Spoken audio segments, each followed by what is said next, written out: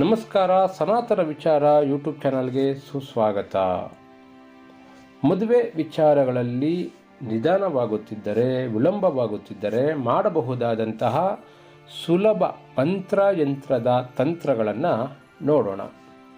ತುಂಬ ವರ್ಷಗಳಿಂದ ಮದುವೆಗೆ ಹುಡುಕುತ್ತಿದ್ದರೂ ಯಾವುದನ್ನು ಅಂತಿಮವಾಗಿ ಒಪ್ಪಿಕೊಳ್ಳಲು ಸಾಧ್ಯವಾಗದೇ ಇದ್ದರೆ, ವಿವಾಹ ಅವಕಾಶಗಳು ಕಡಿಮೆ ಬರುತ್ತಿದ್ದರೆ, ಮದುವೆಗೆ ಪ್ರಯತ್ನ ಪಟ್ಟರೂ ವಿಳಂಬವಾಗುತ್ತಿದ್ದರೆ, ಮದುವೆಯಾಗಲು ಹೆಚ್ಚು ವಿಳಂಬ ಮನಸ್ಥಿತಿಯನ್ನು ಹೊಂದಿದ್ದರೆ ಈ ಯಂತ್ರವನ್ನು ತಂತ್ರವಾಗಿ ಬಳಸಿ ಆ ಕಾರ್ಯವನ್ನು ಯಶಸ್ವಿಗೊಳಿಸಬಹುದು.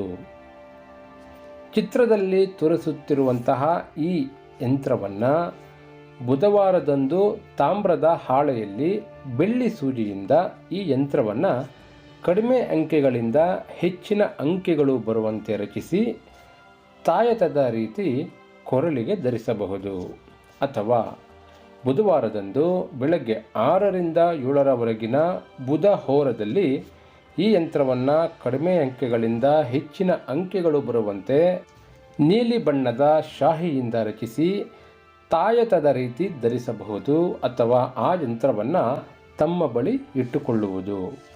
ಈ ಯಂತ್ರದ ವಿಶೇಷತೆ ಏನೆಂದರೆ, ನೀವು ಯಾವುದೇ ಮೂಲೆಯಿಂದ ಕೂಡಿದರೂ ಒಟ್ಟು ಸಂಖ್ಯೆ 137 ಬರುತ್ತದೆ. ಈ 137 ಮತ್ತೆ ಕೂಡಿದಾಗ ಸಂಖ್ಯೆ 11 ಬರುತ್ತದೆ. ಈ 11 ಮತ್ತೆ ಕೂಡಿದಾಗ ಸಂಖ್ಯೆ 2 ಬರುತ್ತದೆ. ಈ 1, 3, 7 ಒಟ್ಟು ಸೇರಿಸಿದಾಗ 2. ಈ ಸಂಖ್ಯೆಗಳು ಶಕ್ತಿ ಸಮತೋಲನದಲ್ಲಿ ಚಲನೆ ಅಥವಾ ನಿರ್ಧಾರವನ್ನು ಕೈಗೊಳ್ಳಲು ಸಹಾಯ ಮಾಡುತ್ತವೆ. ಈ ಯಂತ್ರದ ಅಂಕಿಗಳು ಶಕ್ತಿ ಸಮತೋಲನದಲ್ಲಿ ಸಹಾಯವಾಗುವುದರಿಂದ ಕಾರ್ಯ ಯಶಸ್ಸು ಉಂಟಾಗಲು ಸಹಾಯ ಮಾಡುತ್ತವೆ. ಈ ಯಂತ್ರದ ಜೊತೆಗೆ ಈ ಒಂದು ಮಂತ್ರವನ್ನು ವಧು 108 ಬಾರಿ ಜಪಿಸಬಹುದು. ಓಂ ಹ್ರೀಂ ಕುಮಾರಾಯೇ ನಮಃ ಸ್ವಾಹ. ಈ ಮಂತ್ರವನ್ನು 108 ಬಾರಿ ಪ್ರತಿದಿನ ಜಪಿಸುವುದರಿಂದ ಮದುವೆಯ ಅವಕಾಶಗಳು ಬರುತ್ತಿರುತ್ತವೆ. ಅದೇ ರೀತಿ ವರನಿಗೆ ಈ ಮಂತ್ರವನ್ನು ಜಪಿಸುವುದು. ಓಂ ಶ್ರೀಂ ಶ್ರೀಯೈ ನಮಃ. ಈ ಮಂತ್ರವನ್ನು 108 ಬಾರಿ ಪ್ರತಿದಿನ ಜಪಿಸುವುದರಿಂದ ಮದುವೆಯ ಅವಕಾಶಗಳು ಬರುತ್ತಿರುತ್ತವೆ. ಸರಳವಾಗಿರುವ ಈ ಯಂತ್ರದ ಜೊತೆಗೆ ಮಂತ್ರವನ್ನು ಉಪಯೋಗಿಸಿ ಅದ್ಭುತವಾದ ಯಶಸ್ಸನ್ನು ಪಡೆಯಬಹುದಾಗಿದೆ.